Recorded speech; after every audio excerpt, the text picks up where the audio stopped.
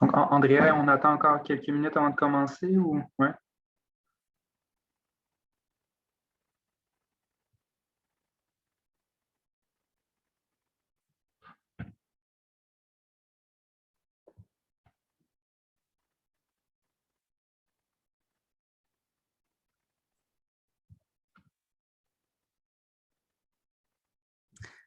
OK, donc 16h02, on va commencer, puis les gens se joindront à nous au fur et à mesure. Donc, bonjour à tous et à toutes. Je me présente, mon nom est Andrea Mascotte-Pépin. Je suis conseillère santé bien-être à l'équipe des services aux étudiants euh, au soutien à la réussite. Et je veux commencer par vous dire que le webinaire aujourd'hui est enregistré comme il était mentionné. Et puis, nous allons le rendre disponible à toute la population HEC. On va même tenter de le sous-titrer en anglais pour qu'il soit le plus accessible possible à tous. Et puis, toutes les ressources là, qu'on va vous partager aujourd'hui sont majoritairement bilingues. Et puis, la présentation PowerPoint se retrouve sur le Padlet de ressources santé bien-être. Je vous mettrai le lien tout à l'heure dans la conversation. Et puis, je vous présenterai ce Padlet-là plus tard. Donc, je vous parle un petit peu de ma mission à HEC. Alors, de mon côté, c'est une grande mission, mais j'espère faire de HEC un campus bienveillant. C'est certain qu'avec 15 000 étudiants, c'est pas toujours facile, puis j'ai énormément besoin de travailler en collaboration, autant avec mes collègues, les différentes personnes de l'école et les étudiants, surtout les regroupements étudiants qui travaillent très fort pour mettre plusieurs belles initiatives en place à HEC.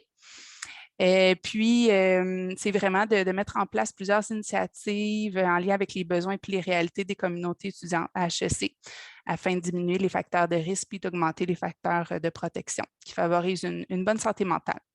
Donc, l'initiative de vous offrir ce webinaire aujourd'hui, c'est vraiment pour vous outiller à prendre soin de vous, de votre propre santé mentale, mais aussi de vous outiller comme acteur de changement auprès de vos collègues, puis de vous donner le goût de vous investir à être à votre tour bienveillant envers vos proches. Donc, je vous présenterai plus en détail par la suite les services, les ressources de l'école. Et puis, je laisserai à ce moment-ci la parole à notre invité d'honneur, Félix Guédufour, qui est consultant en psychologie du travail et des organisations et coordonnateur de projet au Centre RBC d'expertise universitaire en santé mentale, qui est affilié avec l'Université de Sherbrooke. Il vous parlera plus de la mission. Alors, merci Félix d'être avec nous. Merci Andrea pour la présentation. Ça me fait vraiment plaisir d'être avec vous pour terminer ma journée de mercredi. Donc, puis pour parler vraiment, prendre le temps de parler d'un sujet qui me tient à cœur beaucoup, donc le bien-être, la santé mentale. Et sur ça, je vais tout de suite faire un partage d'écran pour entamer la présentation, présenter les objectifs un peu de la rencontre. Puis, donc, voilà.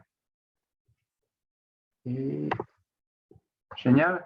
Donc, la présentation, justement, qui porte, là, on va parler vraiment de prendre soin de son bien-être et de sa santé mentale.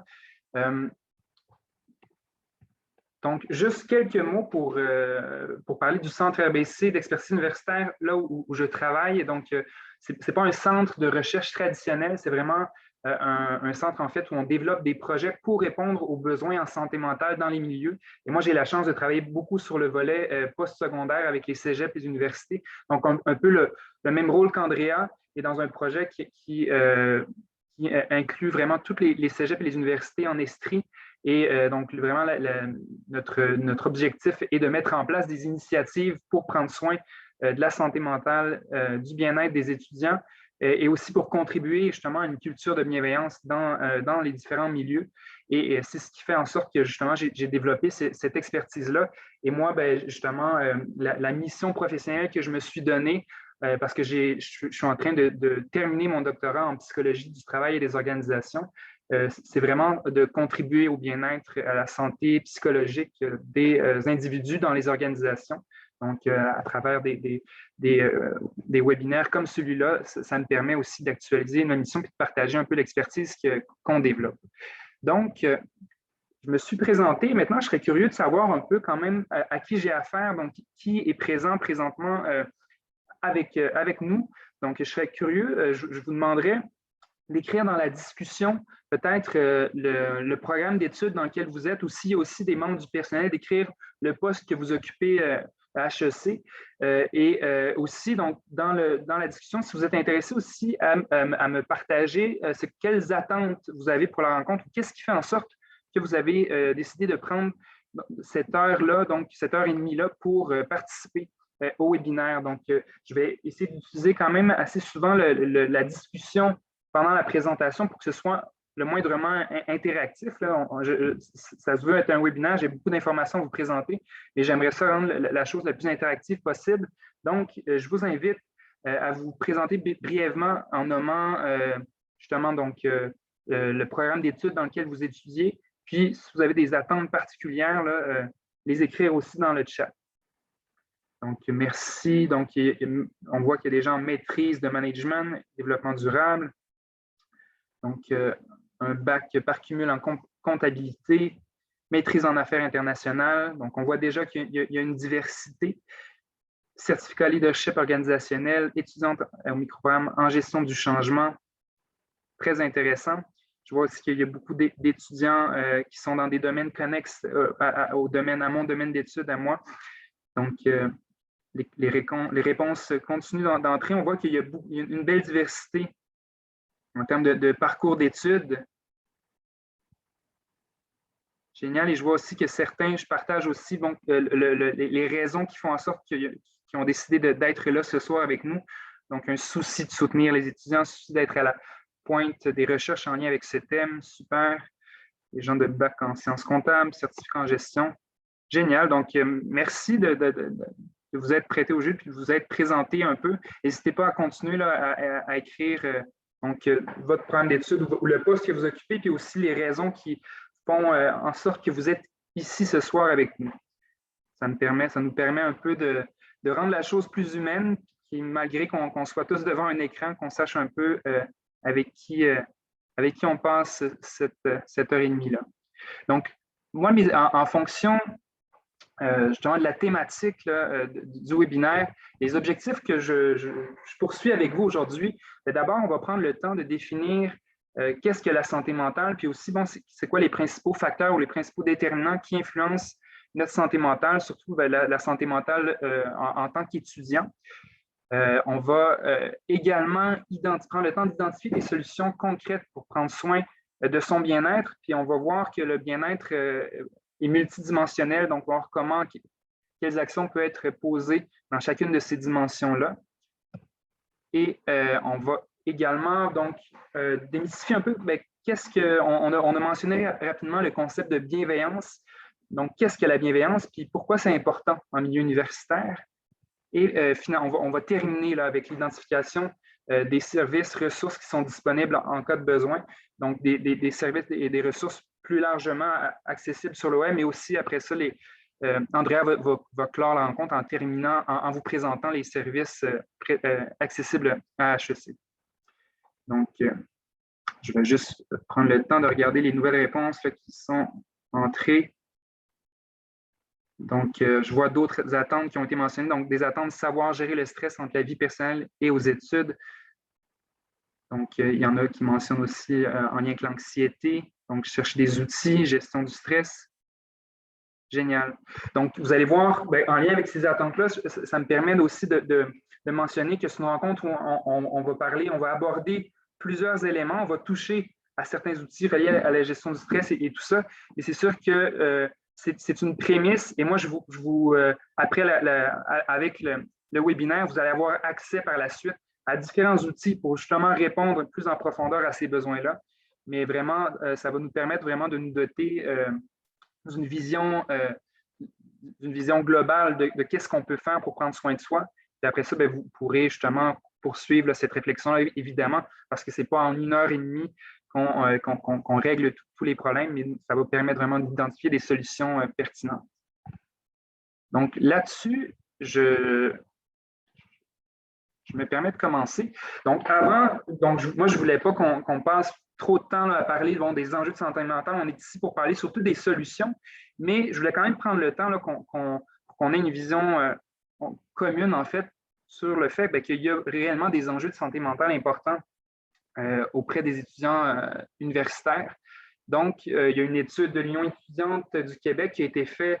L'étude a été passée en 2018, mais elle a été publiée en 2019, donc qui a montré que la prévalence de détresse psychologique était très importante chez les étudiants universitaires. Donc, on parlait de 58% des étudiants universitaires au Québec qui avaient une détresse psychologique élevée, comparativement à 36% dans la population du même âge qui ne sont pas aux études universitaires. Donc, ce qui nous montre quand même qu'il y a quelque chose relié au contexte universitaire, au contexte d'études universitaires, qui peut exacerber certains enjeux de santé psychologique. On a la même étude aussi nous révélait que c'était environ une personne sur 5, une personne étudiante sur 5 qui éprouvait des symptômes dépressifs nécessitant un soutien professionnel. Donc, ça aussi, c'est énorme. Et il y a aussi une autre étude qui montre que, parce que souvent la question qu'on se pose, c'est, OK, oui, c'est important comme les statistiques qu'on nous présente, mais est-ce que c'est réellement pire qu'avant? Il y a certaines études qui nous montrent que oui, il y a réellement une augmentation quand même de ces enjeux-là. Donc, entre autres, une étude qui montre que c'est dans le fond une augmentation de 47%, donc de près de 50% des diagnostics de dépression auprès des membres de la communauté universitaire, la communauté postsecondaire canadienne. Donc, vraiment nous montre que c'est des enjeux qui sont en augmentation.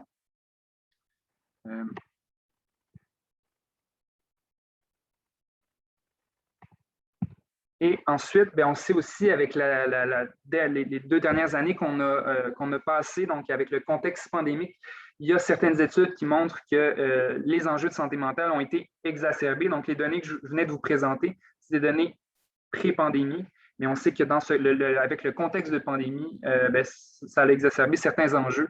Donc, par exemple, 80% de la communauté étudiante universitaire qui ressentait un niveau de détresse psychologique élevé à l'automne 2020. Donc, on voit encore plus l'importance justement de prendre le temps de parler de ces enjeux-là, mais de parler surtout de quelles solutions on peut mettre en place ensemble pour favoriser une culture universitaire et des milieux d'apprentissage qui sont justement favorables à la santé psychologique de tous et toutes.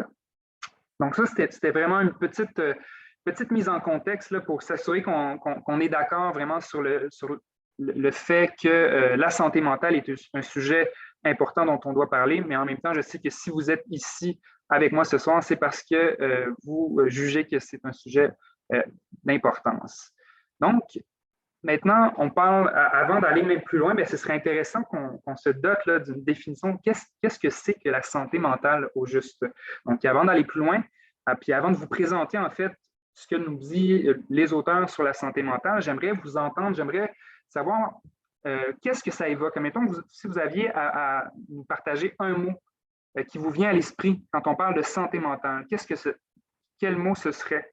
Donc, dans le chat, encore une fois, dans la discussion, je vous invite à me partager les mots qui vous viennent en tête quand on parle de santé mentale.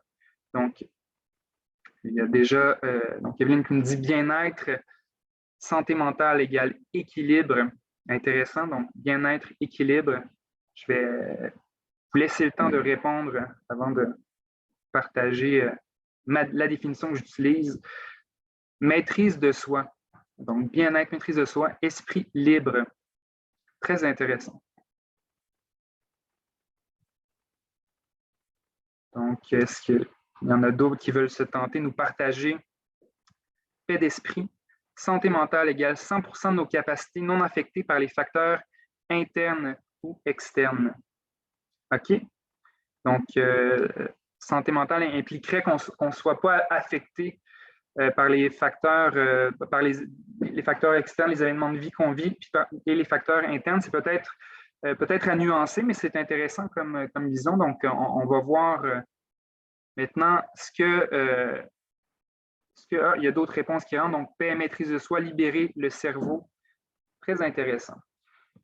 Donc, l'Organisation mondiale de la santé nous dit que la santé mentale, en fait, justement, c'est un état de bien-être. Donc, ça fait vraiment le lien avec une réponse qui avait été mentionnée, là, qu'on parlait de bien-être, qui permet à chacun donc de réaliser son plein potentiel.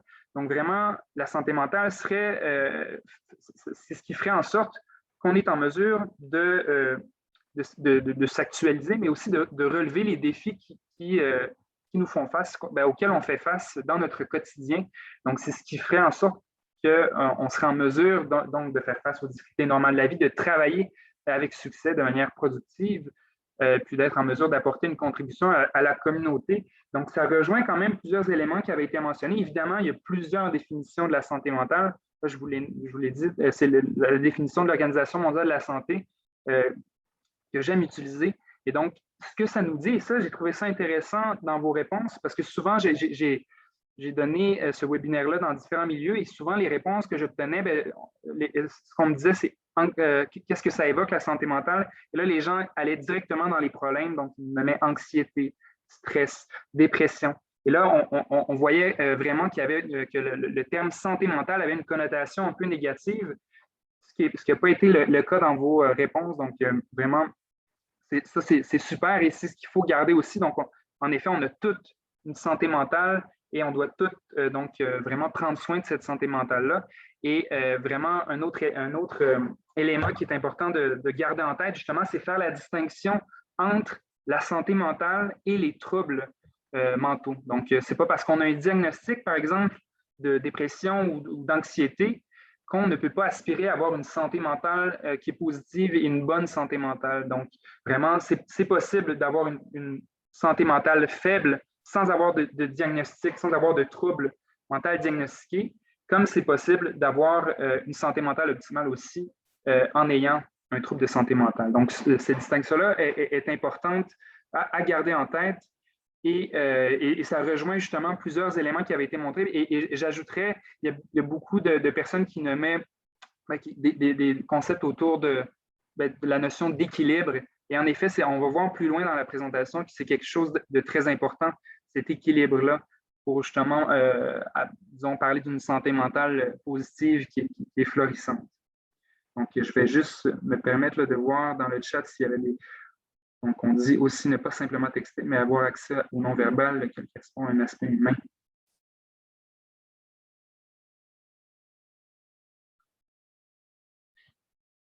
Oui, donc c'est intéressant ce qu'une personne nous partage. C'est vrai que dans ce qui peut contribuer, disons, ce qui manque d'humanité souvent, puis dans les cours, dans plusieurs de nos cours aujourd'hui, c'est que bon, beaucoup de choses se font en virtuel et c'est vrai qu'il y a vraiment, c'est moins humain cet aspect-là. Ça a plusieurs avantages. Ça nous permet justement d'être réunis tous ensemble au même moment, chacun chez soi. Donc, ça a certains avantages, mais aussi l'inconvénient. C'est pour ça que je vais essayer de rendre ça le plus interactif possible pour un peu retrouver ce caractère plus humain-là. Puis à la fin, vous allez aussi avoir la chance de déposer vos questions là, avec le micro. Donc, je me permets de continuer. Donc, maintenant, je serais curieux, donc on a défini un peu qu'est-ce que la santé mentale. Maintenant, ce que je vous poserais comme question, selon vous, ce serait quoi les facteurs qui influencent la santé mentale d'un étudiant? Donc, particulièrement en contexte d'études, qu'est-ce qui pourrait influencer notre santé mentale? Tout à l'heure, il y a quelqu'un qui nommait le fait qui nommait que pour lui, la santé mentale, c'était de ne pas être influencé par les facteurs externes ou internes. En réalité, je vous dirais que ce serait quelque chose d'assez impossible de ne pas être influencé par ces facteurs-là. C'est normal d'être influencé. Maintenant, c'est vrai qu'il y a moyen de trouver des stratégies pour réguler l'influence de ces facteurs, mais c'est tout à fait humain, tout à fait sain aussi d'être influencé par ces facteurs-là. Donc, je serais curieux maintenant de savoir pour vous, qu'est-ce qui justement influence notre santé mentale? Qu'est-ce qui va faire en sorte que notre santé mentale va être moins bonne en tant qu'étudiant? Qu'est-ce qui va favoriser notre santé mentale? Donc, je vous invite encore une fois dans le chat à me partager ce qui vous vient en tête. Donc, il y a quelqu'un, donc le stress, la COVID-19, en effet, est intéressant. Puis on va voir pourquoi la COVID-19, justement, ça a influencé notre santé mentale. Les difficultés financières, tout à fait. La gestion du temps, une mauvaise gestion du temps, charge de travail, la fatigue, des problèmes dans la vie personnelle, hein, oui, je vous demandais, mais c'est clairement que les problèmes dans la vie personnelle vont impacter notre santé et notre bien-être. Problèmes d'intégration à l'université, tout à fait. Donc, l'université est une culture en soi, puis de s'adapter quand on est nouveau dans cette culture-là, ça amène certains enjeux, certaines difficultés. Au départ, c'est sûr que ça peut être difficile pour notre santé mentale. Le phénomène de comparaison aux autres, de comparer aux autres, intéressant. Le déménagement, quand on se déménage loin de ses enfants ou des gens qu'on aime, tout à fait. Avoir des mauvaises notes.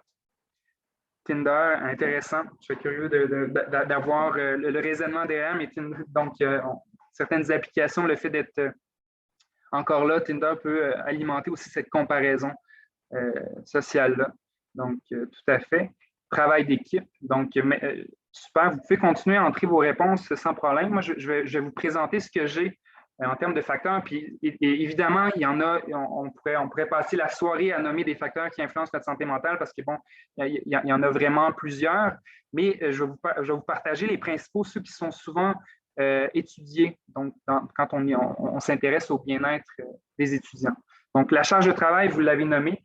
C'est important à ce niveau-là par rapport à la charge de travail de faire une distinction entre la charge de travail réelle et la charge de travail perçue. C'est souvent la charge de travail perçue qui va faire en sorte qu'on va être affecté, que notre santé mentale va être affectée. Donc, vraiment, ça, c'est une distinction importante, la perception de charge de travail qui doit être prise en considération. Donc, le soutien des collègues, donc à la fois la charge de travail, quand elle est trop élevée, bon, on pourrait parler d'un facteur de risque. Le soutien des collègues est un facteur de protection important, donc d'avoir des collègues avec qui on s'entend bien, puis qu'on sent qu'ils sont là pour nous soutenir, puis qu'on sent qu'ils peuvent nous écouter si on a besoin de leur partager nos problèmes. Ça, c'est un facteur important. La compétition aussi dans certains programmes. Hein. Des fois, il y a des programmes pour lesquels on doit avoir des bonnes notes pour avoir accès à certaines bourses ou accéder à des niveaux d'études supérieures. Donc, ça va bien sûr aussi engendrer, disons, alimenter des enjeux de santé mentale. La relation aussi, bon, les relations avec les collègues, mais aussi la relation avec l'unité académique, avec les professeurs, les membres, aussi le personnel administratif. Donc, toutes ces relations-là vont aussi teinter l'expérience et la santé mentale. Et ensuite, la compatibilité du programme avec les valeurs. Donc, ça, peut-être parmi vous, il y a des gens qui se sont retrouvés à un moment ou à un autre dans des programmes avec qui, bon, ils trouvaient que ça ne fitait pas avec eux, ils se sentaient vraiment pas en cohérence avec eux-mêmes dans ces programmes-là, ils ne se sentaient pas à leur place, mais des fois, ça peut parler justement d'une compatibilité du programme avec ses valeurs, avec ses objectifs. Donc, ça, c'est un autre élément. Pour ceux qui sont dans au niveau supérieur, donc à la maîtrise, au doctorat, au post-doctorat, il y a toute la contribution aussi au projet de son équipe de recherche. Donc, si, par exemple, si on fait notre mémoire ou notre thèse de notre côté sans que ce soit lié, sans qu'on puisse contribuer à un travail d'équipe, parfois ça peut nuire justement aussi à notre bien-être. Tout le stress lié à la rédaction aussi pour ceux qui font une maîtrise, doctorat.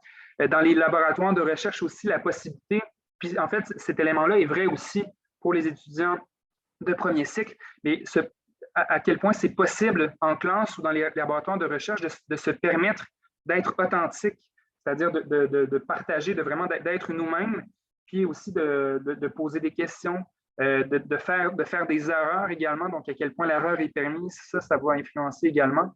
La clarté des tâches aussi, donc des critères de performance, donc à quel point c'est clair pour nous, qu'est-ce qui est attendu de nous. Donc ça, beaucoup dans le contexte d'étudiants maîtrise, doctorat, mais aussi pour un étudiant au premier cycle ou justement dans les travaux qu'on a à faire, dans les examens qu'on doit faire, donc la clarté des attentes, c'est important. Et il y avait quelqu'un qui l'avait nommé plus tôt, mais parlait de l'impact de la vie personnelle sur les études, donc cette conciliation-là, études, vie personnelle. Hein, souvent, des fois, quand on est dans des programmes qui sont difficiles, la vie, les études prennent beaucoup de place, puis ça empiète un peu sur la vie personnelle, puis évidemment, ça joue sur l'équilibre. Donc, tout à fait. Et donc, je regarde dans le chat, on parle donc problèmes de motivation et tout ça. Puis en fait, ouais, des problèmes de motivation vont effectivement jouer sur notre santé mentale. Puis vous voyez que ces facteurs-là s'inter-influencent aussi. Par exemple, la charge de travail, justement, si elle est trop grande, peut engendrer des problèmes de motivation, peut faire en sorte qu'on n'a pas suffisamment de temps pour mettre toute la qualité qu'on voudrait dans nos travaux. Et ça va influencer justement notre motivation, notre santé mentale. Donc, ça, c'est les facteurs reliés aux études, mais il y a d'autres facteurs qui avaient aussi été nommés, justement les facteurs plus personnels. Donc, c'est sûr que, par exemple, pendant la pandémie, si on pense justement au fait que comment ça se fait que la pandémie a été difficile, c'est sûr que des fois, le soutien des collègues était plus difficile. Il y en a que pendant la pandémie, étant donné qui vivaient justement plus de difficultés, se sont mis à consommer davantage d'alcool ou de drogue. Donc, ça va évidemment aussi jouer sur la santé mentale quand on consomme trop de substances. Ensuite, les relations sociales, donc soutien des collègues à l'école, mais c'est sûr que d'avoir aussi un cercle social à l'extérieur, puis d'avoir des relations positives. Donc, ça, tout à fait, c'est un facteur vraiment important.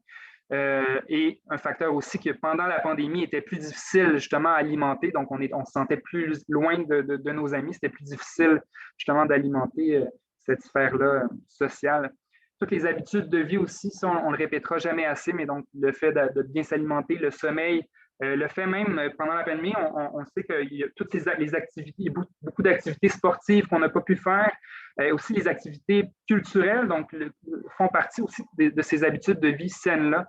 Donc, la culture, le sport, tout ça est important à intégrer dans notre vie. Et un élément aussi très important, c'est pour ça qu'il est mis en caractère comme ça. Donc, les compétences psychosociales. Donc, ça, c'est vraiment ce qui est un peu nos ressources internes, finalement, qu'on peut développer tout au long de notre vie. Mais donc, quand je parle des compétences psychosociales, je parle ici justement de capacité à gérer son stress, de s'adapter, gérer son stress. Donc, ça fait partie des compétences qui sont des facteurs de protection importants pour la santé mentale. Donc, l'estime de soi aussi. Donc, bien se connaître ses forces, ses limites, puis s'estimer malgré tout sont aussi une compétence importante. Donc, sans toutes les nommer, mais on parle de la régulation des émotions. Donc, toutes des compétences qu'on a à développer tout au long de notre vie. C'est jamais terminé, ça, le développement de ces compétences-là. Et c'est sûr que si on arrive à l'université dans un contexte plus difficile, puis qu'on n'a pas développé suffisamment ces compétences-là, c'est là que notre santé mentale peut être particulièrement challengée. Donc, ça, c'est un élément important. Puis d'ailleurs, on va plus loin dans les outils et stratégies que je vais vous présenter. Plusieurs de ces outils-là, puis les stratégies vont justement permettre de développer ces compétences psychosociales-là. Donc, maintenant, si on regarde justement en termes d'enjeux de santé mentale, parmi les enjeux les plus fréquents dont on parle le plus à l'université, il y a beaucoup l'anxiété et la dépression. Donc, c'est quoi les symptômes qui accompagnent justement ces enjeux-là? Donc, ça, c'est important quand même, justement, dans le but du webinaire de ce soir, là, de mieux démystifier, de mieux identifier quand on vit des enjeux de santé mentale ou quand quelqu'un de notre entourage vit certains enjeux.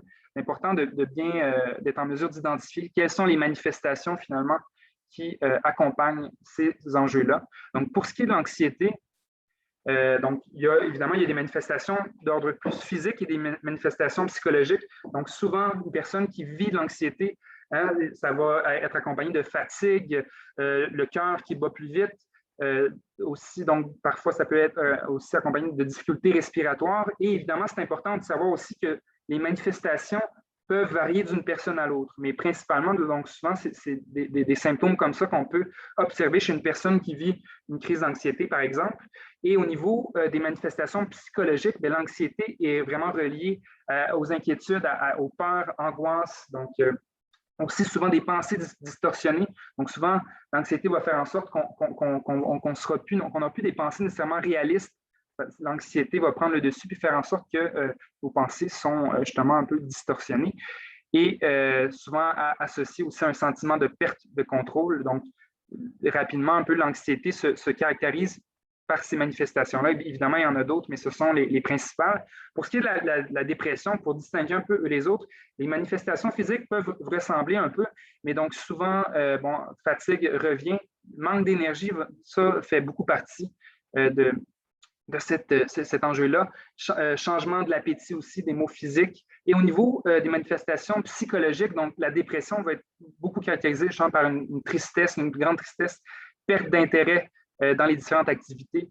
L'estime de soi aussi qui est chamboulée, puis il peut venir justement avoir aussi des pensées suicidaires. Et donc, il faut savoir que la dépression, l'anxiété, donc c'est deux dangers, deux troubles qui sont distincts, mais en même temps qui sont aussi interreliés, c'est-à-dire que l'anxiété, si on ne la gère pas, éventuellement, si on n'a pas de stratégie pour en prendre soin, peut mener à la dépression. Puis donc, la dépression peut être accompagnée aussi d'anxiété et souvent, c'est souvent accompagné. Donc, là, c'est un petit survol là, pour comprendre quand même, étant donné que c'est les enjeux qu'on nomme souvent puis qu'on vit aussi souvent en tant qu'étudiant, important de repérer ces facteurs-là, puis de voir que si on a plusieurs de ces manifestations-là, de se poser des questions, puis en même temps, de se rappeler aussi que l'anxiété, c'est normal d'en vivre, puis c'est normal aussi que notre santé mentale fluctue. Mais à ce moment-là, donc, la question qu'on peut se poser, c'est quand est-ce que notre santé mentale devient problématique? À quel moment on doit se dire, OK, j'ai besoin d'aide ou j'ai besoin vraiment d'aller chercher du soutien, de consulter. Donc, ça, des questions que vous pouvez vous poser, justement, des questions à se poser pour savoir si notre santé mentale devient problématique. Donc, est-ce que les symptômes que je ressens, par exemple, justement, si je vis de l'anxiété, est-ce que c'est récurrent? Est-ce que c'est persistant dans le temps? Donc, ça, si on répond oui à cette question-là, déjà, on peut commencer à dire, OK, bien, peut-être que ça vaudrait la peine d'aller chercher, d'obtenir du soutien, d'aller chercher de l'aide. Puis même en amont, disons, d'aller chercher de l'aide, c'est toujours la solution lorsqu'on ressent le besoin. Et une autre question qu'on peut se poser, c'est sûr que l'intensité de la souffrance qu'on ressent. Donc, comme je le disais, en fonction du contexte dans lequel on évolue, comme justement dans les 2 dernières années, avec la pandémie, c'était normal, c'est normal d'avoir des journées plus difficiles, d'être moins motivé certaines journées. Mais justement, si cette manque de motivation-là est récurrent, persiste dans le temps, puis qui engendre une souffrance qui est très grande, eh bien là, ça devient problématique. Et là, c'est important d'aller chercher de l'aide. Et une autre question qu'on peut se poser aussi, c'est est-ce que ma souffrance ou les symptômes que je vis nuisent à mon fonctionnement, à mes activités quotidiennes? Est-ce que c'est qui font en sorte que je ne vais plus faire par exemple, mes activités sportives, je ne participe plus aux activités avec mon cercle social. Donc ça, c'est des signes qui peuvent justement nous dire que peut-être qu'il y a un problème. Et ça aussi, c'est important d'avoir ces questions-là en tête si on voit des gens autour de nous, gens qui changent à ce niveau-là. Puis justement, donc, si on observe un changement marqué dans mon comportement, dans ma personnalité, dans celle des gens qui nous entourent, c'est un autre signe aussi qui peut nous dire qu'il y a matière à aller chercher de l'aide. Maintenant, un autre élément important aussi à voir, donc il y en a plusieurs qui ont parlé au départ là, dans ce qui les motivait à être ici ce soir, la question du stress, de la gestion du stress. On a tendance à beaucoup attribuer le stress à quelque chose de négatif. Et cette courbe du stress inversé-là, qui est beaucoup utilisée là, pour mieux comprendre qu'est-ce que le stress au juste, nous permet de voir qu'en réalité, le stress, c'est quelque chose de tout à fait positif, puis on a besoin de stress dans notre vie. Ce qu'il faut, c'est que le stress soit régulé. Il ne faut pas qu'il soit de trop important, trop intense, parce que c'est là, justement, quand le stress est trop élevé, le niveau de stress est trop élevé, que ça va nous mener à l'épuisement, à la fatigue, et puis justement dans des enjeux de santé mentale. Et au contraire, si le stress n'est pas assez présent, c'est ce qui va faire en sorte qu'on n'aura pas nécessairement la motivation de travailler, d'étudier pour notre examen et de faire finalement ce qu'on a à faire comme étudiant ou comme professionnel, justement pour bien fonctionner. Donc, l'importance justement d'avoir un niveau de stress optimal et de voir le stress comme quelque chose de positif à la base. Donc, ça, c'est quelque chose d'important. Et il y a plusieurs stratégies justement pour nous amener à trouver ce juste milieu qu'on va vous partager là, dans les outils un peu plus loin. Donc, pour conclure là, cette section sur plus les déterminants reliés au bien-être et à la santé psychologique, j'avais dit que j'allais faire ça interactif. Là, j'ai été un long bout sans vous poser de questions. Mais là, j'ai une petite question pour vous intéressante. Donc, si on regroupe l'ensemble des facteurs qui peuvent influencer notre bien-être en 3 catégories, bien, il y aurait finalement tous les facteurs génétiques. Donc, tous les gènes qui nous sont légués un peu par nos parents, donc, vont influencer notre bien-être. Tous les contextes, les événements de vie externes, l'environnement dans lequel on évolue aussi va avoir une influence sur notre bien-être. Et finalement, bien, toutes les actions qu'on pose, nous, tout notre pouvoir d'agir, finalement, a aussi un impact sur notre bien-être, notre santé psychologique. Et donc, la question que je vous pose, c'est selon vous, dans quelle proportion ces différents ces groupes de déterminants-là influencent notre bien-être? Donc, j'ai des choix de réponse là, pour faciliter la chose. Donc, est-ce que ce serait A, donc 70 de notre bien-être est déterminé par le bagage génétique, 20 par les circonstances externes et 10 par les activités volontaires. B, 40 bagage génétique, 40 circonstances externes et 20 activités volontaires. Ou C, 50 bagage génétique, 10 les circonstances externes et 40 les activités volontaires. Donc, selon vous, donc je vous invite à répondre dans la conversation. Qu'est-ce que vous pensez? Donc, il y a beaucoup de B, de C qui sort. C, donc le C semble la réponse là, qui revient le plus souvent. Je vais entendre encore un peu pour laisser la... Il y a d'autres réponses, donc B, A aussi. J'attends encore un peu pour laisser la chance à tout le monde de répondre avant de vous donner la réponse. Donc, je me lance. Donc, la réponse est C. Donc, la réponse est C. Et premièrement, c'est sûr qu'en voyant, ce portrait-là, ce diagramme-là, bon, c'est d'abord impressionnant de voir, oui, la partie bagage génétique, à quel point notre bagage génétique a une influence sur notre bien-être.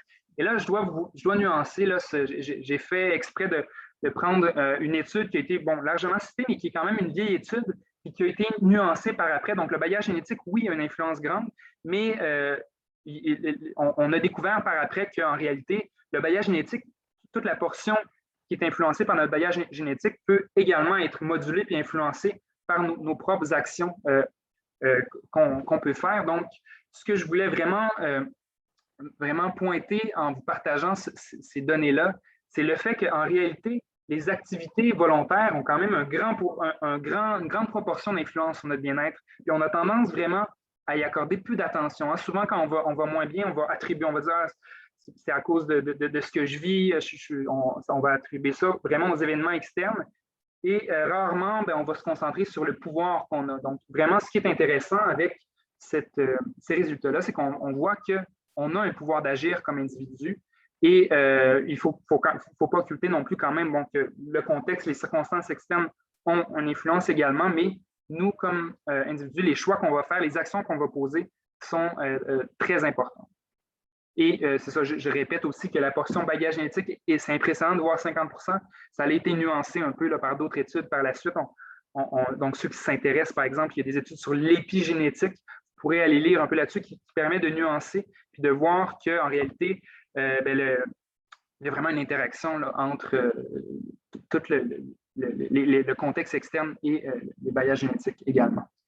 Donc, justement, ce que je nommais, là, ce qu'il faut retenir, c'est vraiment que de par nos actions, on a un pouvoir plus grand sur notre bien-être que l'influence des événements externes. Donc, vraiment, d'où l'importance de prendre notre bien-être en main. Donc, je vois que par rapport à l'horaire que je m'étais fait, j'ai un peu de retard, fait que je vais me permettre d'aller peut-être un peu plus vite là, pour cette section-là, juste pour être sûr d'aborder l'ensemble des éléments que je voulais aborder avec vous. Mais je vais m'assurer de ne pas être étourdissant quand même. Donc, la prochaine section, l'objectif était vraiment de voir que le bien-être finalement a différentes dimensions et que c'est important justement de prendre soin de l'ensemble de ces dimensions-là pour vraiment conserver cet équilibre-là. Donc, il y en a plusieurs qui nommaient justement cette notion d'équilibre-là en lien avec la santé mentale. Puis en effet, donc notre bien-être doit être alimenté de différentes façons pour vraiment avoir un équilibre. Et je donne un peu l'analogie donc que ces sphères-là, qui sont les sphères du bien-être, sont en quelque sorte les piliers de notre équilibre, de notre bien-être. Et si on ne prend pas le soin de les alimenter tous équitablement, ou en tout cas, si on ne prend pas soin d'avoir des bons piliers, c'est ce qui fait en sorte que si on vit un événement qui est plus difficile, on va être plus affecté que si on a des bons piliers.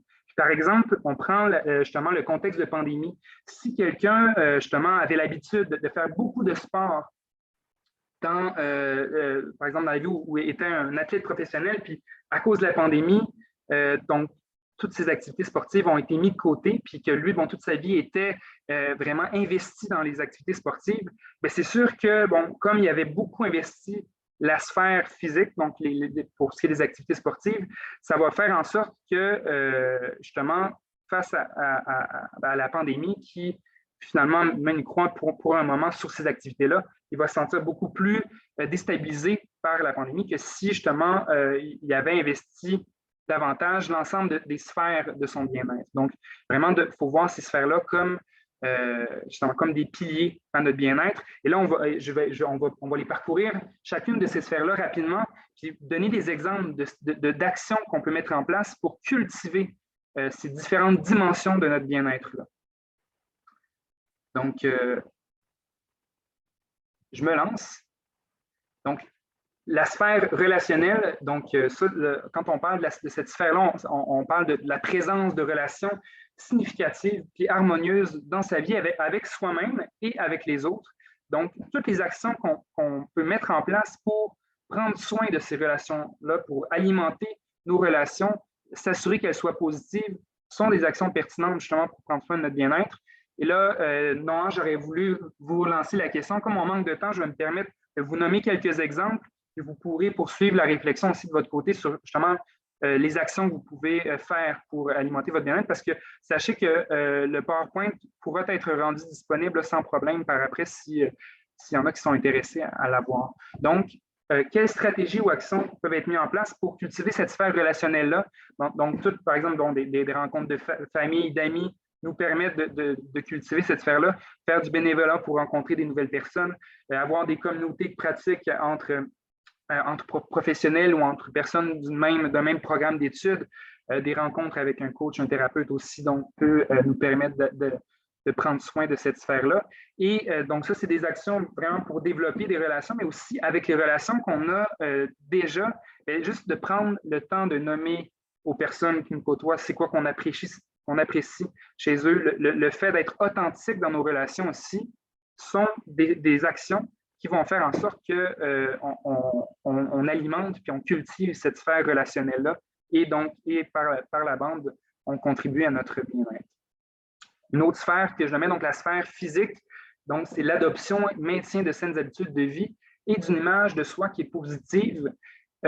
Donc, ça inclut évidemment toutes les activités sportives, des pratiques sportives, mais aussi donc, les pratiques au niveau de l'alimentation, donc de prendre le temps de se cuisiner des bons repas. On sait que c'est de plus en plus difficile, mais donc de bien manger, de prendre le temps de manger, hein, de ne pas toujours manger devant l'ordi en travaillant, de prendre vraiment de manger en pleine conscience. Ça nous permet justement d'alimenter cette sphère-là et aussi de ne pas abuser dans la consommation d'alcool ou de drogue. Évidemment aussi, font partie des actions qui alimentent cette sphère-là. Et évidemment, il y a la notion d'équilibre par rapport aux activités sportives. Parfois, il y a des personnes qui font du surentraînement ou qui vont vraiment se surpasser dans dans cette sphère-là. Et quand on est dans l'excès, évidemment, on n'est plus en train de prendre soin de notre bien-être. À ce moment-là, ça peut être au contraire néfaste pour notre bien-être. Donc, tout se fait aussi dans l'équilibre, évidemment. Donc, maintenant, la troisième sphère, la sphère émotionnelle, donc, qui est justement la capacité à identifier, réguler, accepter ses émotions. Puis c'est aussi lié à la capacité de gérer son stress. Et là, quand on parle aussi de réguler ses émotions, autant les émotions positives que négatives, donc c'est important aussi de reconnaître nos émotions négatives et de les vivre autant que celles qui sont positives. Et pour développer justement cette sphère-là, il y a différentes stratégies là, qui existent, mais tout ce qui est pratique de présence à soi, donc pleine conscience, méditation. Donc ça, il y a vraiment beaucoup d'outils qui sont offerts là-dessus pour vous, pour développer ces pratiques-là et qui permettent d'être justement mieux connecté avec soi-même, avec ses émotions, de mieux réguler nos émotions. Et toutes les pratiques aussi plus thérapeutiques certaines pratiques vont nous aider aussi à développer cette sphère-là. Et un outil intéressant que vous pourrez justement aller visiter par vous-même, qui est une série vidéo de petites capsules vidéo justement beaucoup sur l'intelligence émotionnelle et aussi la pratique de la présence attentive, qui a été développée par ma collègue Jacinthe. Donc ça, vous irez voir, il y a une version aussi en anglais qui a été faite. Donc, vraiment un outil intéressant pour développer justement toutes les compétences psychosociales, mais particulièrement justement l'intelligence émotionnelle, donc la conscience de ses émotions et la régulation des émotions. Ça, je vous invite à aller voir cette série-là. Donc, l'autre sphère, la sphère spirituelle, donc l'adoption de croyances, de valeurs, de principes qui donnent un sens ou un but à sa vie.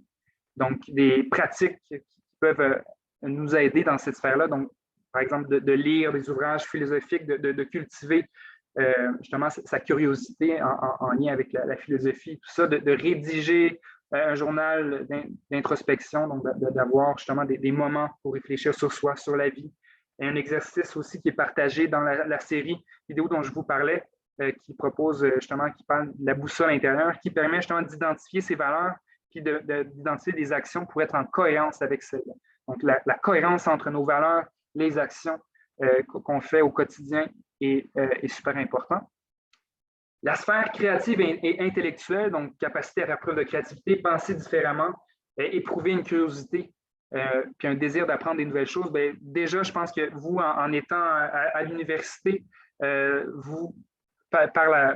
étant à l'université, vous contribuez directement à cette sphère créative intellectuelle-là et vraiment de faire quelque chose qui vient nous stimuler intellectuellement, qui suscite notre curiosité. Donc, toutes les pratiques artistiques, de jouer de la musique, d'écouter et jouer de la musique, d'aller voir un film, des pièces de théâtre, écrire, dessiner, c'est des façons aussi de cultiver cette sphère-là. Aussi récemment, on se rend compte que toutes les pratiques d'immersion en nature aussi permettent de développer la créativité, la sphère créative. Donc, d'aller en nature est une bonne stratégie également. La dernière, donc, la sphère professionnelle académique. On parle beaucoup justement de l'adéquation entre ses compétences, ses valeurs, son travail et son parcours d'études. Et là, justement, pour augmenter, pour cultiver cette sphère-là, donc toutes les pratiques pour augmenter le sens dans ses études, donc de noter, par exemple, quotidiennement dans un journal de bord, c'est quoi les bons coups de la journée, parce qu'on a beaucoup tendance à se concentrer sur les éléments qui se sont moins bien passés dans notre journée. Donc, vraiment de faire l'effort conscient d'identifier qu'est-ce qui s'est bien passé dans ma journée, de quoi je suis fier aussi dans ma journée, dans les cours que j'ai eus, par exemple, qu'est-ce que j'ai appris. Donc, ça, c'est des façons aussi de cultiver ça. De choisir un poste ou un programme d'études aussi qui est en cohérence avec ses valeurs, donc une autre façon. Et aussi de travailler, le travail d'équipe, de travailler en équipe avec des gens avec qui on s'entend bien aussi est une autre façon de travailler aussi à partir de ses forces. Comme je l'avais dit, là, je passe rapidement étant donné que j'ai été ambitieux avec le contenu, mais ce qu'il faut retenir par rapport justement aux actions, puis de toute façon, on va aller plus loin un peu dans les outils qu'on va aborder par la bande aussi, on va continuer à parler de ces éléments-là. Et donc, ce qu'on doit retenir par rapport au bien-être, aux sphères du bien-être, c'est l'importance de cultiver l'ensemble des sphères de son bien-être. Il y a différentes composantes, on ne doit pas mettre tous ses œufs dans le même panier. Si on veut vraiment avoir des piliers solides et avoir cet équilibre-là. Donc, voilà. Et se rappeler aussi que les mêmes stratégies ne fonctionnent pas pour tout le monde. Donc, moi, je vous ai partagé des idées de stratégies pour cultiver les différentes dimensions, mais c'est important de se rappeler que ça se peut que certaines stratégies ne fonctionnent pas pour vous et fonctionnent pour votre collègue, vos amis. Donc, d'où l'importance d'expérimenter différentes stratégies. Et c'est pour ça qu'on va vous présenter, que je vous présente plus loin des outils pour le faire. Donc, identifier aussi ses forces et les utiliser quotidiennement. Ça, je ne l'ai pas nommé explicitement, mais ça, c'est un élément hyper pertinent, le fait de prendre conscience de quelles sont nos forces, puis de s'assurer de pouvoir les utiliser quotidiennement, donc dans les travaux d'équipe, dans les travaux qu'on fait, de les mettre de l'avant. Ça aussi contribue au bien-être, donc de voir qu'on est bon dans quelque chose, puis de l'utiliser. Donc, dans des travaux d'équipe, particulièrement, je suis d'être en mesure de connaître les forces de ses coéquipiers, puis de faire valoir ses forces. Ça, c'est pertinent dans un contexte d'études, mais aussi beaucoup dans le milieu aussi professionnel par la suite. Donc, de toujours continuer cette quête-là à connaître ses forces et les utiliser. Et là, je vois là, je vois que quelqu'un a écrit que, bon, je parlais le travail d'équipe qui permet de cultiver la sphère, justement, professionnelle et académique. Puis là, c'est vrai que souvent, les travaux d'équipe sont imposés. Donc là, c'est difficile de retrouver des fois, justement, cette belle synergie d'équipe quand on est avec des personnes avec qui on s'entend moins. Mais il y a des stratégies, des fois, même quand c'est imposé, pour quand même développer, justement, des façons de travailler efficacement, puis d'apprendre aussi à développer avec des personnes qui sont différentes de nous, fait partie des défis de la vie, puis des éléments avec lesquels on a composé, mais je comprends que ça peut être un élément des fois difficile. Donc, j'ai toujours environ le même retard, mais je me permets quand même de continuer à ce rythme-là. Donc, brièvement, là, on a regardé rapidement les stratégies pour prendre soin de soi. Maintenant, comment être un acteur, comment contribuer au bien-être aussi des autres dans notre milieu universitaire. Et c'est là justement qu'on apporte la notion de bienveillance. Donc, pourquoi je parle en fait de bienveillance? C'est qu'il y a un lien à faire entre justement des comportements de bienveillance, des attitudes de bienveillance, une culture de bienveillance à l'université et un climat de sécurité psychologique. Donc, la bienveillance d'un enseignant, d'un professeur, des collègues, va faire en sorte qu'on va se sentir à l'aise justement d'être authentique, puis de poser des questions. Donc, c'est ce qu'on va appeler justement un climat de sécurité psychologique, un climat qui nous permet de se donner le droit à l'erreur, de poser des questions et d'être soi-même. Et ce climat de sécurité psychologique-là, qui peut s'instaurer justement dans les classes, à l'université, un peu partout, va vraiment directement contribuer à plus d'innovation, à alimenter notre créativité, à alimenter aussi notre performance et bien, principalement aussi directement alimenter notre bien-être. Et on sait aussi que la créativité, l'innovation est reliée aussi à une plus grande résilience. Donc, quand on fait face à de l'adversité, comme la pandémie, à des défis comme celle-là, ça prend de la résilience, cette capacité à surmonter ces défis-là.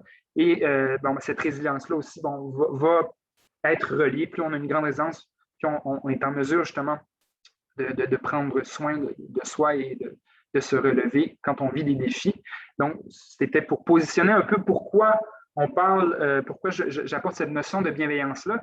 Et là, ce qui serait intéressant, c'est surtout en fait de dire, de définir un peu qu'est-ce que c'est la bienveillance en fait. Puis, donc, c'est l'objectif que je veux atteindre avec vous. Donc, je vous poserai quand même rapidement la question, qu'est-ce que ça évoque pour vous en un mot? Qu'est-ce qui vous vient à l'esprit quand on parle de bienveillance? Parce que c'est un mot qu'on utilise de plus en plus et des fois, on l'utilise de façon erronée ou pas tout à fait juste. Donc, je serais curieux de voir qu'est-ce que ça évoque pour vous.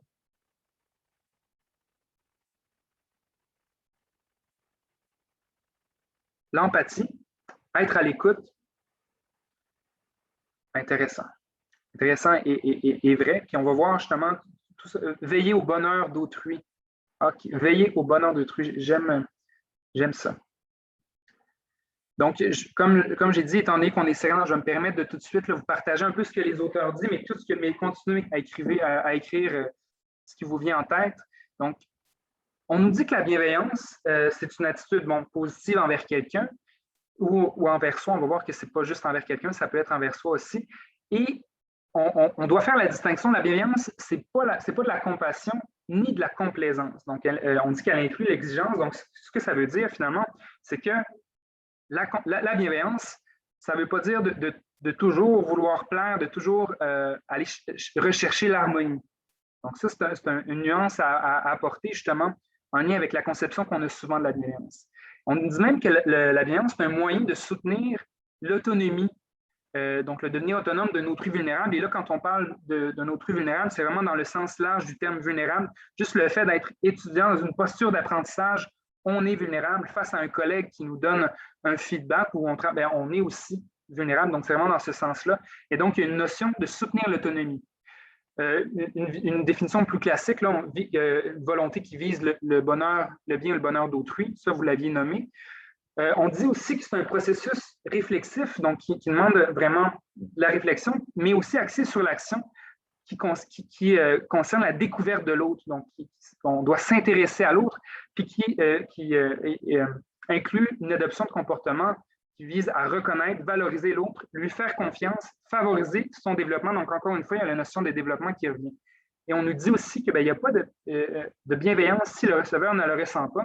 Donc, ça, en réalité, on peut nuancer un peu cette affirmation-là, mais on voit qu'il y a l'importance, quand on parle de bienveillance, l'importance de s'intéresser à l'autre, puis de s'intéresser à l'impact que notre comportement a sur l'autre. Donc ça fait partie de la définition de la bienveillance, et c'est ce qui doit nous habiter si on veut être bienveillant.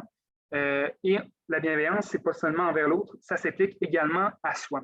Donc là, je sais que je vous partage tout plein de définitions, mais vous allez voir, on va concrétiser ça avec des indicateurs, des questions qu'on peut se poser justement pour savoir si nos pratiques sont bienveillantes. Donc, par exemple, puis là, je dis intervention, mais c'est surtout, là, je le mets beaucoup en lien avec des comportements qui seraient faits envers quelqu'un. Mais par exemple, une question qu'on doit se poser, est-ce que mon intervention favorise le bien-être de la personne? Est-ce que ce que je fais, l'interaction que j'ai, va favoriser, contribuer au bien-être de la personne? Donc, ça, c'est une question qu'on peut se poser. Est-ce que mon intervention, mon comportement permet à la personne donc, avec qui j'interagis de maintenir un niveau de stress optimal? Vous vous rappelez donc la fameuse courbe inversée. Et donc, ça, c'est important d'avoir cette question-là en tête aussi, parce que des fois, par exemple, les professeurs, quand on enseigne, on peut, pour motiver les étudiants, vouloir mettre un peu plus de pression, puis justement, vraiment, par exemple, nommer que, bon, c'est un cours difficile, puis plutôt que de ramener les étudiants sur le fait qu'ils doivent étudier, bien, de dire que, par exemple, moi, j'ai entendu parler de cette pratique-là, il y a des professeurs qui peuvent dire, dès le début de leur cours, moi, dans mon cours, c'est un étudiant sur 2 qui échoue. Donc, en commençant un cours comme ça, bien évidemment, ça peut mener plusieurs étudiants dans un niveau de stress qui n'est pas optimal, dans un niveau de stress qui est très grand. Donc, l'importance de se questionner, est-ce que ce que je vais nommer va vraiment permettre à l'étudiant d'être dans un niveau de stress qui est équilibré? Donc, ça, c'est une autre question qu'on peut se poser. Maintenant, en lien avec le besoin de compétences qui est relié aussi au bien-être, donc, est-ce que mon intervention nourrit le sentiment de compétence de la personne? Donc, est-ce qu'on permet à la personne de quand même de se sentir compétente face à ce qu'on va lui dire? Est-ce que, ça a été nommé beaucoup dans la définition, est-ce que ça nourrit, ça stimule l'autonomie de la personne? Est-ce que mon intervention favorise aussi le développement puis le maintien d'une relation authentique, harmonieuse avec la personne, donc le besoin relationnel, et le besoin de sens aussi qui est important dans le bien-être. Donc, est-ce que mon intervention favorise le sentiment de cohérence de la personne? Une autre question qu'on peut aussi se poser. Et toutes ces questions-là, on peut se les poser aussi envers les actions qu'on fait face à soi. Donc, tout ça vraiment s'applique également à soi. Donc, dans les actions qu'on va faire, est-ce qu'on est en mesure? Puis évidemment, l'idée, ce n'est pas de tout le temps répondre oui à ces questions-là. C'est normal des fois de ne pas être en mesure d'être dans la bienveillance, mais l'idée, c'est d'être conscient de nos relations, de l'impact qu'on a. Donc, c'est vraiment ce qu'on doit garder en tête là, quand on parle de bienveillance. Donc, justement, si je résume, être proactif, s'intéresser à l'impact de nos comportements, de nos attitudes sur l'autre. Donc, ça implique une proactivité, une conscience dans nos relations avec l'autre et avec soi, de viser le développement puis l'autonomisation d'autrui ou de soi-même. Donc, il faut de se rappeler qu'une action bienveillante, ça peut engendrer de l'inconfort. Ce n'est pas parce que, justement, que, par exemple, on doit donner une rétroaction à un étudiant, à un collègue. C'est normal, par exemple, qu'il y a certaines rétroactions. Si on nomme, par exemple, quelque chose qui a été moins bien fait, un collègue a fait une erreur dans un travail d'équipe, ça se peut que lui partager l'erreur, ce soit difficile à prendre, mais ce n'est pas parce que c'est difficile à prendre qu'on n'est pas dans la bienveillance. Il faut nommer ces éléments-là. Donc, ça, c'est important à garder en tête. Puis une action bienveillante, justement, peut engendrer des fois des réactions plus négatives. Ce n'est pas parce que ce qu'on fait engendre une réaction plus difficile chez l'autre qu'on n'est pas bienveillant, parce que ça se peut dans la vie, il y a des choses qui nous sont dites qui peuvent être difficiles à prendre. et ça fait partie de la vie. Il ne faut pas éviter ces éléments-là. Et donc, justement, je remets l'exemple de donner une rétroaction authentique à un collègue par rapport à une tâche en nommant, oui, ses forces, mais aussi ses zones de développement. Puis en nommant justement ces zones de développement, ça se peut que ce soit difficile à prendre, même si on prend le temps de nommer ses forces. Donc, pour conclure par rapport au concept de bienveillance, c'est les éléments qui sont à retenir. Puis par rapport, j'ai vu une question là, si le PowerPoint va être accessible là, après la conférence, il va être accessible. Je pense qu'André a répondu justement à quel endroit il va être accessible dans le chat. Donc là j'ai dépassé un peu le temps, mais là, si jamais, en tout cas, si jamais on dépasse un peu, Andrea, tu me diras, mais moi, j'ai prévu te céder la parole, Andrea, d'environ 5 minutes, le temps que je présente les services et les ressources disponibles, avant de laisser la place à la période de questions. Donc, justement, la dernière section de la présentation du webinaire, donc, concerne les services et les ressources disponibles en lien avec tout ce qui a été abordé finalement. Donc, moi, je vais vous partager 3 ressources finalement qui regorgent d'outils pour développer des facteurs de protection, justement beaucoup reliés à la gestion du stress, l'anxiété, mais aussi plus loin que ça. Donc, je vais vous parler du site suicide.ca qui, oui, est relié à la prévention du suicide et l'intervention aussi auprès des personnes qui ont des idées suicidaires, mais il y a aussi plein d'outils sur ce site-là que je vais vous présenter. Une autre plateforme, Therapix, donc plus des applications mobiles qui peuvent être intéressantes pour développer justement certaines compétences en lien avec la gestion du stress, de l'anxiété. Et aussi la plateforme Aller mieux à ma façon qui regorge d'outils pertinents également. Puis ce sont toutes des plateformes qui sont bilingues et qui aussi sont gratuites. Donc, suicide.ca, c'est un site qui offre vraiment différents outils et entre autres, c'est possible de parler avec un professionnel. Donc, du mercredi au dimanche, entre 16h et 23h, c'est possible de clavarder en direct avec un professionnel pour demander justement des outils ou de l'aide ou quoi que ce soit. Cette plateforme-là offre ça, offre aussi plusieurs informations pratiques là, sous forme de textes, de vidéos, des ressources disponibles aussi pour des personnes qui seraient suicidaires, mais aussi pour des personnes qui accompagnent des personnes qui ont des idées suicidaires, mais aussi des conseils en lien avec l'anxiété, la dépression, la dépendance, des problèmes relationnels et tout ça. Donc, vraiment, il y a vraiment une mine d'or d'informations.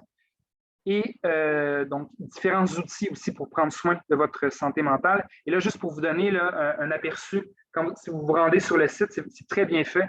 Donc, vous pouvez voir justement, donc, si vous pensez au suicide, accéder à des services, des outils qui vous permettraient de vous aider. Si vous vous inquiétez pour un proche, si vous ne savez pas comment intervenir auprès d'un proche qui vit des difficultés, il y a des stratégies qui peuvent vous être partagées. Si vous avez vous vivez un deuil en lien avec le suicide, donc vous pouvez aussi aller chercher des ressources et c'est possible aussi en tout temps de communiquer avec un intervenant via cette plateforme-là. Donc, vraiment très intéressant comme plateforme. C'est important, donc, pour vous, ça peut vous intéresser, mais aussi référer des gens de votre entourage si vous voyez qu'il y a des personnes qui vont moins bien. Vraiment une plateforme intéressante pour vous permettre d'accompagner cette personne-là. Donc là, c'était vraiment plus pour vous aider, pour vous montrer en fait un peu de quoi avait l'air le site. Puis une autre ressource importante, le fameux 811, on pense souvent à InfoSanté comme étant juste la ressource si on a des problèmes de santé physique, mais en réalité, 811 est aussi info-social, donc en tout moment, on peut appeler le 811 et avoir accès à un professionnel qui va nous aider à trouver les ressources, le service dont on a besoin en fonction de l'enjeu qu'on a.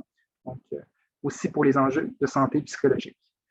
Donc, puis il y a aussi une version sur le téléphone là, qui est très intuitive aussi, qui permet d'avoir accès à différentes actions pour vous mettre en action, pour vous aider à vous calmer, vous encourager. Donc, différentes stratégies très pertinentes. Puis c'est vraiment développé par des professionnels, des experts en la matière. Donc, ça, c'est une ressource vraiment très fiable. Je vous invite à aller visiter. Maintenant, pour ceux qui cherchent des applications, par exemple, justement en lien avec la gestion du stress ou qui veulent incorporer la méditation, la pleine conscience à leur quotidien. Donc, il y a un site donc, qui s'appelle Therapix, qui vous permet de remplir un petit formulaire, partager vos besoins, puis d'avoir accès en fonction de vos besoins à différentes applications mobiles qui pourraient vous permettre de répondre à vos besoins. Donc, c'est vraiment, l'idée est vraiment de vous recommander des applications mobiles en lien avec le besoin que vous avez. Donc, ça, c'est vraiment une ressource intéressante là, que je vous suggère d'aller visiter si vous êtes intéressé à avoir une application mobile. On sait qu'en même temps que des fois, on est un peu tanné d'être devant l'écran. Et pour ceux qui, pour qui c'est plus facile d'aller chercher des ressources qui ont cette forme-là, donc sous forme d'application mobile, c'est une ressource intéressante. Et là, justement, c'est le genre de questions qui peut vous être posées justement pour évaluer quels sont vos besoins en termes d'application. Et une autre plateforme donc, qui s'appelle Aller mieux à ma façon, qui, elle, propose aussi là, différentes stratégies d'autogestion, donc des stratégies pour que vous puissiez vous-même prendre soin de vos enjeux de santé mentale. Donc, Aller mieux à ma façon propose vraiment toutes sortes d'outils aussi. Là, comme le temps file rapidement, je ne m'attarderai pas, mais vous pourrez aller voir par vous-même, là, vraiment, vous propose des étapes concrètes à mettre en place si vous voulez donc vous doter d'un objectif en lien avec votre santé psychologique. Si vous voulez aller mieux, augmenter votre motivation, il y a des stratégies qui sont utilisées et qui ne font pas tout justement appel à l'écran. Donc, ils vous demandent des fois d'avoir plus un journal de votre côté puis qui utilisent d'autres modalités que simplement l'application. Et aussi, une autre ressource là, que je n'avais pas nommée qui existe. Donc, il y a l'organisme qui autrefois s'appelait Revivre et maintenant s'appelle Relief. Donc, donne accès à des groupes d'entraide, des ateliers aussi virtuels d'autogestion. Donc, il y a les deux. Donc, si vous voulez justement, vous avez des enjeux de santé psychologique, vous voulez en parler avec des gens qui vivent la même réalité que vous, puis faire partie d'un groupe d'entraide, il y a aussi cette opportunité-là. Donc maintenant, je vais laisser Andrea poursuivre avec justement les ressources, les services présents particulièrement au AHEC, avec l'UDM aussi, donc les ressources auxquelles vous avez accès. Merci, Félix. Quand tu pourras, si tu peux juste activer ma caméra, ce serait gentil. J'ai le même problème que toi tout à l'heure. Ah oui, OK. Donc, merci énormément. Super belle présentation. Puis, inquiète-toi pas, là, si tu prends plus de temps, je pense qu'on va le prendre le temps. Il y a beaucoup de choses à dire au sujet de la santé et du bien-être. Donc, voilà, je vous présente un peu. Normalement, tu devrais pouvoir activer ta caméra à ce moment-là. Non. Super, OK, merci. Oui, parfait. Donc, je vous présente brièvement certains services qui HEC. C'est vraiment un de mes mandats, puis que je trouve très important, c'est de promouvoir les services qu'on a dans notre université. Encore trop d'étudiants finissent leur parcours, puis ils me disent « Mon Dieu, si j'avais su qu'il y avait ces ateliers-là, les padlets d'outils, des groupes de soutien, je serais allée. » Donc, je prends la parole dans le webinaire d'aujourd'hui pour vous en parler très rapidement. Si vous avez des questions par la suite, n'hésitez vraiment pas à m'écrire. Je pourrais vous donner mes coordonnées là, dans le chat. Donc, il y a les services de santé qui sont en lien avec l'Université de Montréal, donc médecins, nutritionnistes, plusieurs professionnels que tous les étudiants d'HEC peuvent accéder. Donc, vous allez voir là, dans la présentation, tous les liens sont là. Et puis, on a bien sûr les services de soutien psychologique et les services pour les étudiants en situation de handicap. Très important de savoir qu'on a 4 magnifiques psychologues à HEC qui offrent des services gratuits et confidentiels. Et il y en a qui nous disent « Ah, est-ce que c'est simplement pour des problématiques reliées aux études? » Non, ça peut être toute problématique que vous vivez dans votre vie de tous les jours, personnelle à la maison, familiale. Puis, c'est bien parce que des fois, vous allez pouvoir avoir un cours suivi avec les psychologues. Sinon, ils vont vous référer à l'externe. On a plusieurs partenariats là, avec des organisations externes. Puis, si vous avez un diagnostic, vous pouvez aussi rencontrer des conseillères en situation de handicap qui peuvent évaluer votre situation avec vous, vous donner quelques conseils, puis peut-être mettre certaines mesures d'accommodement en place. Sinon, je voulais vous parler aussi de nos 2 Padlet de ressources et d'outils. Félix, ça va être juste à l'ancienne diapo. Merci, on est rendu juste ici. Donc, le Padlet des ressources santé-bien-être que j'aimerais bien aller voir avec vous là, tout à l'heure. Je vous ai donné le lien dans le chat où se retrouve la présentation d'aujourd'hui. Il y a une foule de ressources sur différentes thématiques, autant des exercices pratiques que des ressources, que de la documentation. Plusieurs présentations PowerPoint de nos ateliers se retrouvent là aussi. Donc, je vous invite vraiment à y aller, autant pour vous que pour venir en aide à vos collègues à l'école. Et puis, la boîte à outils pour réussir ses études qui est plus en lien avec le soutien aux études académiques. Donc, voilà pour nos 2 Padlets. Sinon, de façon générale, c'est certain qu'on offre plusieurs formations là, tout au long de l'année. On en a offert quelques-unes au regroupement étudiant, aux pères aidants depuis le début de l'année. On compte faire ça à chaque session. On offre beaucoup d'ateliers au soutien à la réussite. Je vous invite à aller les voir. Encore une fois, vous avez le lien. Il y en a beaucoup qui parlaient d'anxiété tout à l'heure. La semaine prochaine, on offre un atelier sur anxiété et examen. Donc, je vous invite à venir en grand nombre. Vous êtes toujours les bienvenus. Plusieurs groupes de soutien. On a le programme Corsa, qui est un super beau programme pour la gestion de l'anxiété. Je vous ai mis le lien aussi. Et les programmes de soutien par les pairs. Donc, je sais parmi vous aujourd'hui qu'il y a des parrains, des marraines, des étudiants qui font du tutorat pour d'autres étudiants. Je crois énormément au soutien par les pairs. Je pense qu'il y a beaucoup d'étudiants qui ne vont pas nécessairement vers des ressources, vers des services parce qu'ils ne se sentent pas nécessairement à l'aise, puis vous êtes la première porte d'entrée.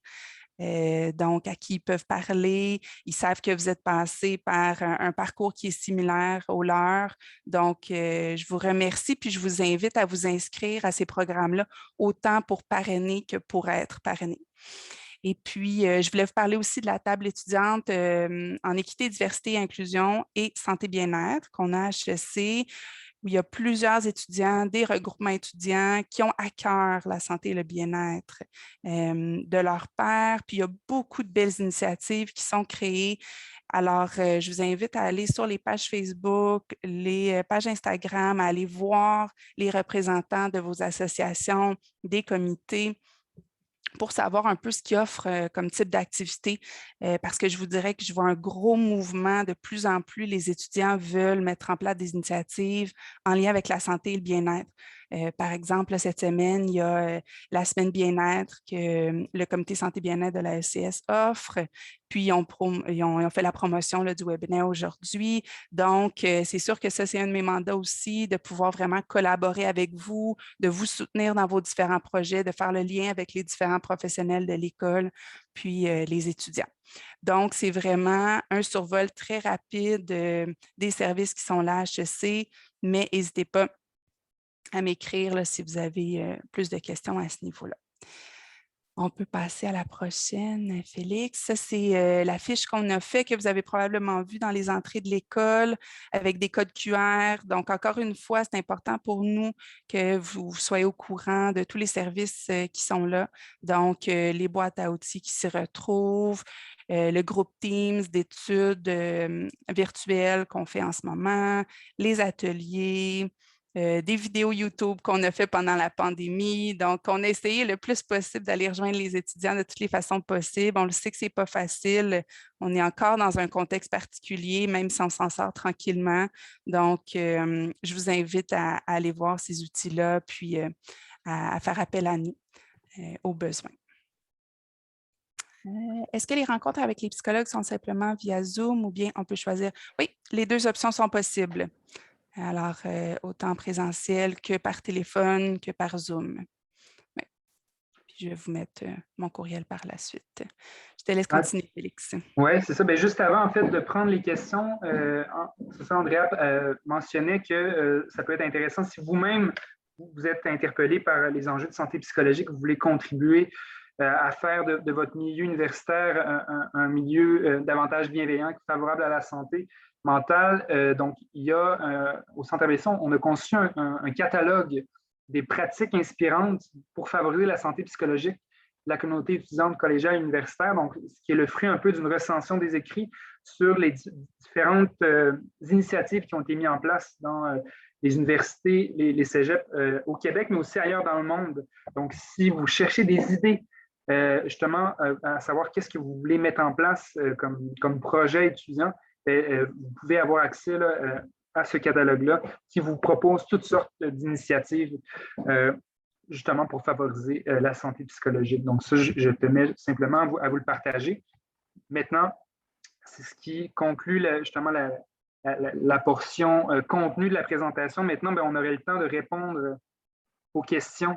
Donc, pour ceux qui en ont, je vais arrêter le partage pour qu'on puisse mieux voir. Donc, voilà.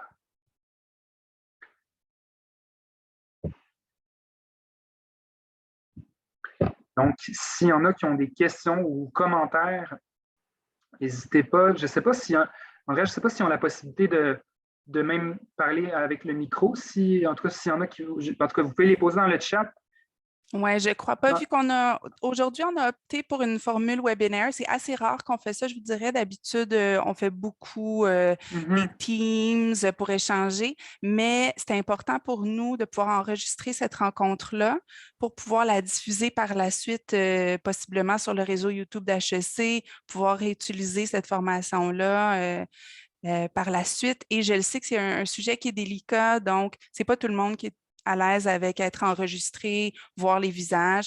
Donc, c'est pour ça qu'on a choisi une formule webinaire. Mais sachez que la plupart de nos ateliers, on les offre vraiment où on peut voir tout le monde, on peut se parler. C'est important pour nous aussi. Puis, en même temps, on demande aux étudiants s'ils veulent venir en présentiel. On fait certains événements en présentiel, mais on voit que c'est encore difficile, là. Les étudiants vont beaucoup à leurs cours, puis par la suite retournent chez eux, puis on comprend totalement là, avec le contexte actuel. Donc, ça va venir tranquillement, pas vite, je pense. Tout à fait. Oui. Je vois comme quoi il y a une question par rapport à l'accès à une nutritionniste. Si vous allez, le lien, je pourrais peut-être aller faire une petite recherche, là, mais si vous allez au lien que je vous ai envoyé, dans la présentation PowerPoint, ça va au centre de service de UDM où il y a tous les professionnels qui sont là. Donc, vous avez seulement à contacter le centre, demander un rendez-vous avec une nutritionniste. Mais je peux aller voir s'il y a une information un peu plus poussée. Super. Donc, ne vous gênez pas si vous avez des questions. Il n'y a pas de mauvaises questions ou en tout cas commentaires qui pourraient nous permettre de bonifier ou des sujets qui vous intéresseraient peut-être même de pousser plus loin. Ça pourrait aussi nourrir les idées pour les prochaines activités du genre. Puis je ne sais pas, André, je ne sais pas, est-ce qu'il y avait un questionnaire d'appréciation? Est-ce qu'on ou pas? On pourra en envoyer un par la suite, oui, avec les courriels. Tout à fait. Donc, on va vous laisser le temps de formuler vos questions.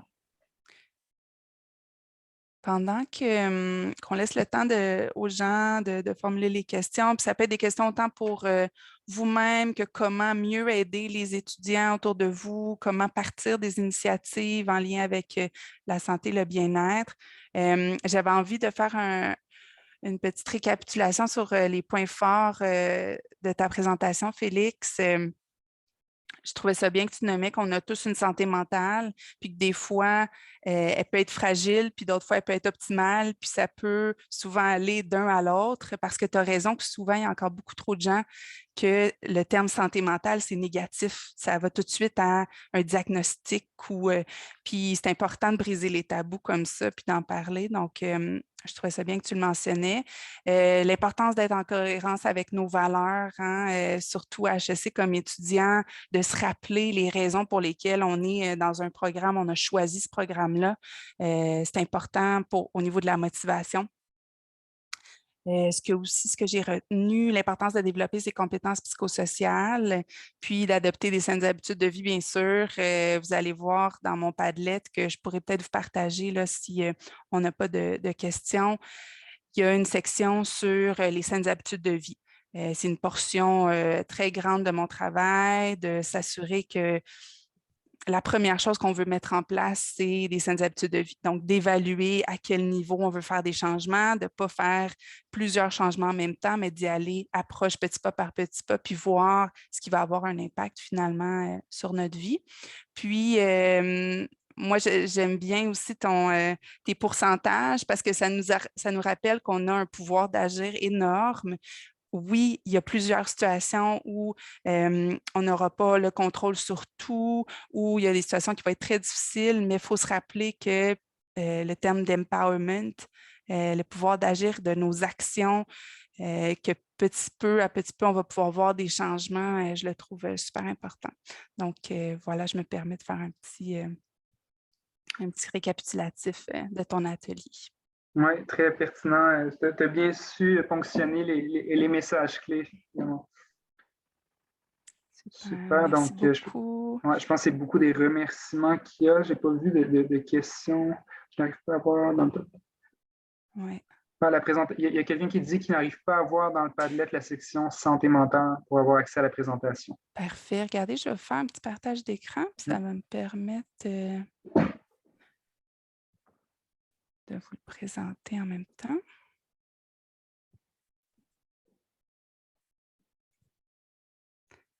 Voilà. Donc, sachez que c'est très important pour moi de rendre toutes les ressources bilingues le plus possible. On en a beaucoup parlé avec les étudiants. On accueille énormément d'étudiants anglophones à HEC, mais est-ce qu'on les dessert autant qu'on le voudrait? On a du travail à faire là-dessus. Même si on est une université francophone, qu'on est au Québec, ça ne veut pas dire qu'on peut rendre le plus possible nos contenus, nos événements le plus inclusif possible. Donc, sachez que je suis en train de travailler sur la version anglophone du Padlet. Certaines ressources francophones, vous allez voir que sur les sites web, il y a l'option anglaise-française, mais il y en a d'autres aussi que je vais juste ajouter. Concordia, McGill ont des super belles ressources, donc je vais pouvoir les mettre à ce moment-là. Donc, avec le Padlet, ce que vous devez savoir, c'est qu'ici, la barre d'outils en bas, vous pouvez l'emmener vers la droite et là, vous avez plusieurs sections. Donc, c'est peut-être pour ça là, que ça a été plus difficile de trouver la section santé mentale. Donc, elle se retrouve juste ici.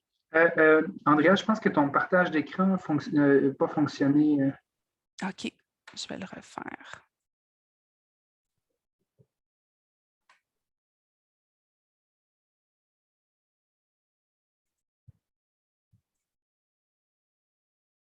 Est-ce que ça fonctionne maintenant? Oui, là, ça fonctionne, oui. OK, parfait, désolé. Donc, voilà, vous voyez la barre d'outils que vous pouvez amener vers la droite. Alors, il y a plusieurs sections. Section santé mentale qui se retrouve ici. La présentation PowerPoint, je l'ai mis en premier pour que ce soit facile pour vous de la retrouver. Puis, toutes les ressources que Félix vous parlait aujourd'hui se retrouvent dans le Padlet. Je les avais pas mal toutes. J'en ai peut-être ajouté une ou deux. Donc, c'est bon signe. On utilise les mêmes ressources et les ressources les plus connues, les plus utiles. Mais voilà, dans la santé mentale, il y a plusieurs ressources qui s'y trouvent. Sinon, dans la première colonne, les ressources HEC, les lignes d'écoute. Alors, à ce moment-là, vous trouvez soutien psychologique ici, le soutien réussite ici, puis les lignes d'écoute diverses.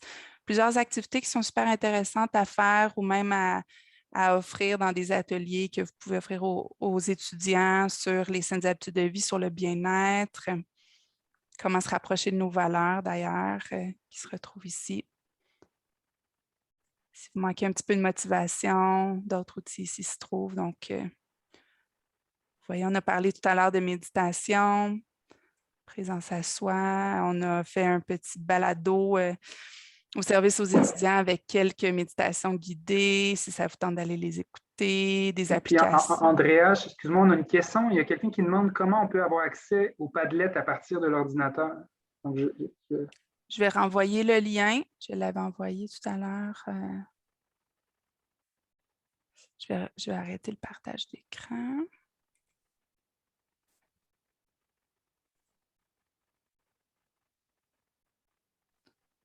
Voilà, juste me confirmer que ça fonctionne bien. Ouais.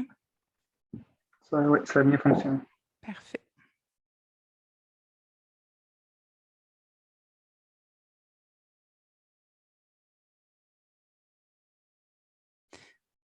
Donc, n'hésitez pas si après la présentation d'aujourd'hui, vous retournez à la maison, puis il y a des idées qui vous viennent ou il y a des questions qui vous viennent. Moi, je pourrais les transmettre à Félix aussi, Oui. sans problème. Donc, vous avez mon courriel, je l'ai mis dans le chat. Sinon, je suis aussi sur le site web de HEC, Andrea Massicotte-Pépin, où vous allez voir les employés d'HEC au service aux étudiants. Vous allez me trouver.